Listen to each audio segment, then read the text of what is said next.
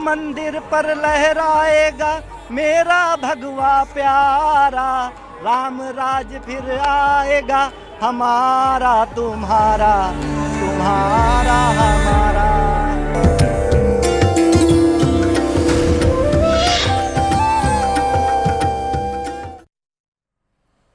अयोध्या वो नगरी जहां समय ठहरकर आस्था की धुन सुनता है, जहां हर सुबह मंदिर की सीढ़ियों पर रोशनी ऐसे बिखरती है जैसे स्वयं प्रभु श्री राम श्रद्धालुओं को आशीष दे रहे हों। और आज वही अयोध्या अपनी गोद में इतिहास का एक और स्वर्णिम अध्याय लिखने जा रही है। ध्वजारोहण का अद्भुत उत्सव रामलला के मंदिर में, राम भक्तों के दिलों में और पूरे भारत की आत्मा में गूंज उठने वाला है। अयोध्या से हमारी संवाददाता सपना और शिवांगी जो दृश्य भेज रही हैं वो सिर्फ तस्वीरें नहीं बल्कि भक्ति का ज्वार है। आइए आपको दिखाते हैं 25 नवंबर को होने वाले इस अभूतपूर्व उत्सव को लेकर अयोध्या नगरी क्या कहती है।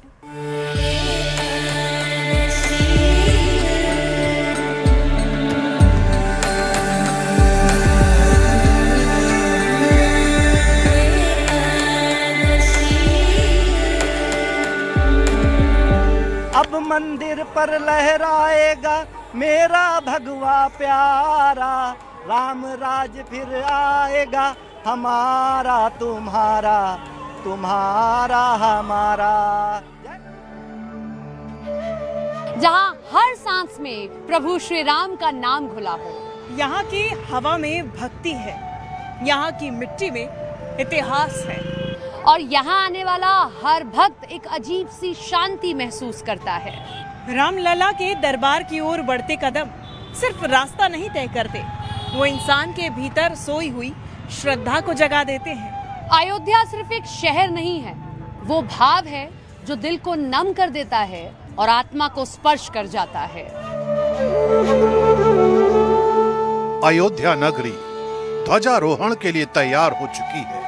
25 नवंबर के दिव्य और भव्य आयोजन की ऐसी अलौकिक तैयारियां चल रही हैं जिन्हें देखकर श्रद्धा और भक्ति का सागर उमड़ता है। महिलाओं का समूह, सिर पर सरयू जल से भरे कलश, कदमों में विनम्रता और नजरों में भावनाओं का उफान। वे अपनी कथा के लिए निकल रही हैं, पर रास्ते भर के गीतों में अयोध्या की बदली हुई तस्वीर गूंजती है। आप व्यास हैं, आप ही के द्वारा बांची जाएगी कथा, तो जरा हमें बताएं कि कितना आपको बदला हुआ स्वरूप अयोध्या का दिखाई देता है। पहले की अयोध्या में आज की अयोध्या में जैसा लगता है भगवान का राम। जरा हमें किसी चौपाई में बता दें। जैसे जय दिन राम जन्म श्रुति गावहीं और तीर्थ सकल तहाँ चले वावहीं। ऐसे भावुक होकर के हमारे अयोध्यावासी, हमारे नगर के वासी और यहाँ के हमारे अच्छे जरा हमें कुछ गुनगुना कर दिखा। प्रधानमंत्री के रूप में आए। उनकी आंखें नम हैं, पर मुस्कान चमकती है। वे कहती हैं, हमने ऐसी अयोध्या कभी नहीं देखी। सोचा नहीं था कभी कि ऐसा होगा यहाँ पे। ऐसा होगा। अयोध्या देख के कैसा लगता है? बहुत अच्छा, बहुत। कभी सोचा नहीं था। कभी सोचा नहीं। अयोध्या से हैं आप लोग? हाँ, यहीं के प्रॉपर, यहीं के अयोध्या के। अब पहले की अयोध्या और अब की अयोध्या में अंतर है, बहुत अंतर है। यहाँ राम रक्षा स्तोत्र की पंक्तियां हवा में तैरती हैं और श्रद्धालुओं के मन में शांति की नदी उतर आती है। ये सिर्फ अनुष्ठान नहीं, उस युग की वापसी सा लगता है जहां धर्म, धैर्य और करुणा का शासन था। आयोजन में किसी भी तरह की बाधा ना हो, इसके लिए एड़ी चोटी का जोर लगाया गया है। 25 नवंबर को पीएम मोदी भी आने वाले हैं, इसलिए चप्पे चप्पे पर पैनी नजर है। जब प्रधानमंत्री नरेंद्र मोदी यहाँ पर होंगे, जो कार्यक्रम है वो आप सबको पता है, लेकिन उससे पहले सुरक्षा के चौक चौबंद इंतजाम। इसीलिए आप देखिए कि गेट नंबर 11 के आगे, क्योंकि यहीं से प्रधानमंत्री नरेंद्र मोदी को अंदर दाखिल होना है, उसमें देखिए कैसे यहाँ पर सुरक्षा के इंतजाम चेक किए जा रहे हैं। जितने भी पॉट होल्स हैं उन तक को ओपन करवा के देखा जा रहा है। यूपी पुलिस यहाँ पर मौजूद है। देखिए जैसे ये आप देखिए, ये गेट के ठीक सामने ये इस तरीके का एक कुआं बना हुआ है, उसको भी पूरा खोल के देखा जा रहा है और ये पूरी चेकिंग की जा रही है। पीएसी और आरएएफ की तैनाती है। 7,000 से ज्यादा मेहमान अयोध्या पहुंचने वाले हैं। 80 प्रमुख दानदाता हैं जिन्हें वीवीआईपी प्रोटोकॉल दिया जाएगा।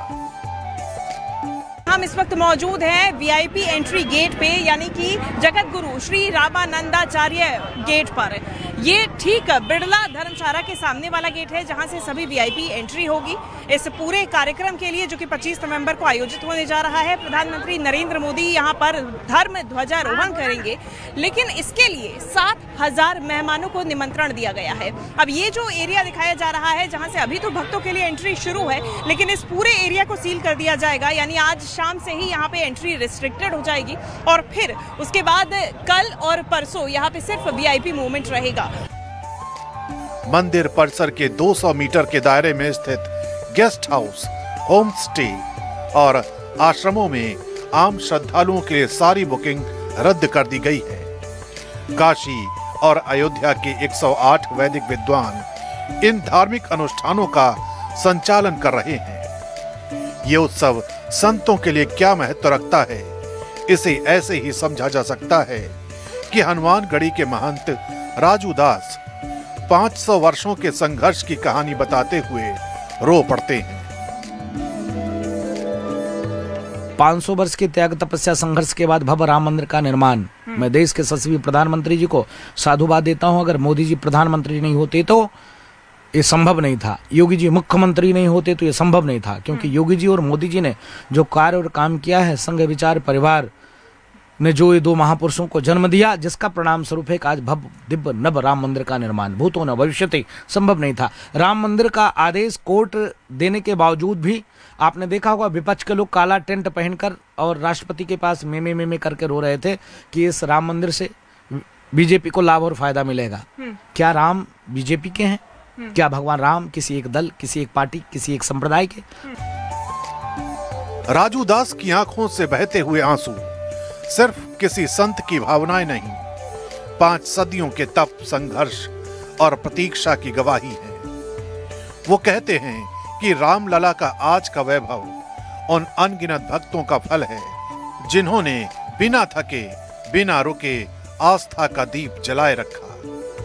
उनके कांपते शब्दों में जिस पीड़ा और गर्व का संगम है, वही अयोध्या की असली आत्मा है, जिसे आज पूरा भारत अपने दिल में महसूस कर रहा है। राम जन्मभूमि तीर्थ क्षेत्र ट्रस्ट के महासचिव चंपत राय इस शुभ घड़ी की पूरी कहानी बताते हैं। ये शुभ पर्व है, शुभ पक्ष है। राम जन्मभूमि मंदिर पर 10 फीट ऊंचा और 20 फीट लंबा ध्वज ऊपर धीरे धीरे चढ़ाया जाएगा। माननीय प्रधानमंत्री जी नरेंद्र भाई मोदी, माननीय सरसंघ चालक राष्ट्रीय स्वयंसेवक संघ डॉक्टर मोहन भागवत, उत्तर प्रदेश की माननीय राज्यपाल महोदया और मुख्यमंत्री जी इस अवसर पर उपस्थित रहेंगे। अनेकों जनप्रतिनिधि उपस्थित रहेंगे।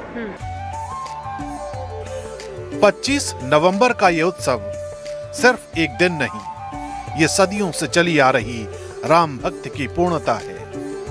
अयोध्या आज दीपों से नहीं बल्कि लाखों दिलों की भावनाओं से चमक रही है।